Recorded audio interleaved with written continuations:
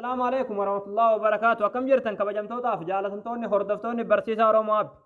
الحمد لله يعني نجاكوت نجيني كي خنجال الله هنك بجادا باك جرتن مرس نجاو.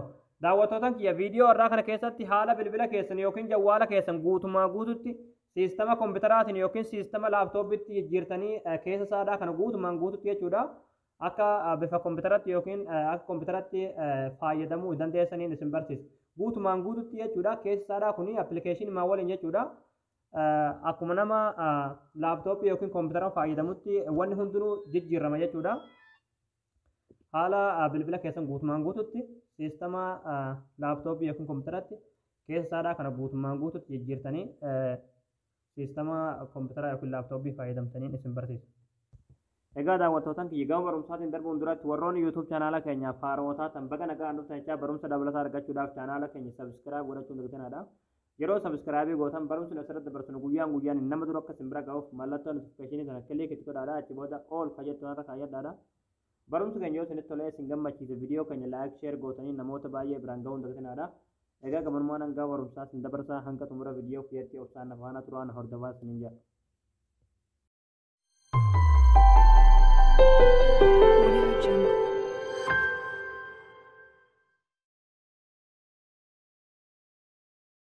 Hayyee daawwattootaan kiyyaa jawwaala keessan guutumaan guututti siistama kompiitaraatti fayyadamuudhaaf yookiin siistama laaptooppitti jijjiirtanii waan hunda isaa keessaadhaa siitingii isaa kan appilikeeshinii isaa kan hunda isaadhaa gama siistama kompiitaraa yookiin laaptooppii jijjiirtanii fayyadamuudhaaf aappii tokko isin barbaachisa jechuudha.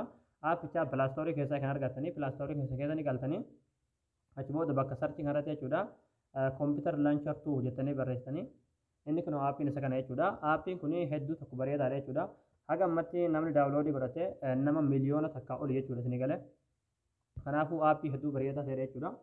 Yeroo buufattan ooption irratti kilikni gootanii achi booda haala kanaan jawwaala keessan guutumaan guututti siistama saadaa kana kompiitaratti isiniif jira jechuudha yookiin bifa laaptooppitti. Akkuma asirratti argaa jirtan kanaan jechuudha isin galee.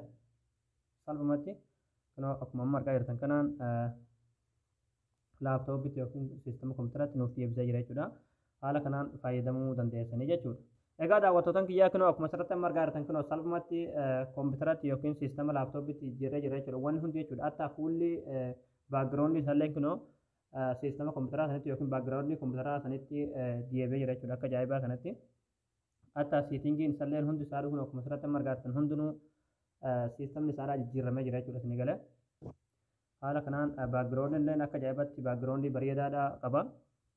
Appilikeeshinii hunda argachuudhaaf kun akkuma asirratti argaa jirtan akka ajaa'ibatti namatti tolaa jechuudha. Salphumatti haala kanaan bilbila keessan siistama kompiitaraatti yookiin siistama laaptooppitti jijjiirtanii fayyadamuu dandeessanii jechuudha.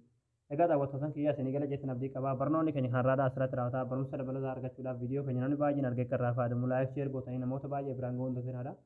Barumsa biroos nagaa walitti deebinutti waan hordoftaniif galatooma.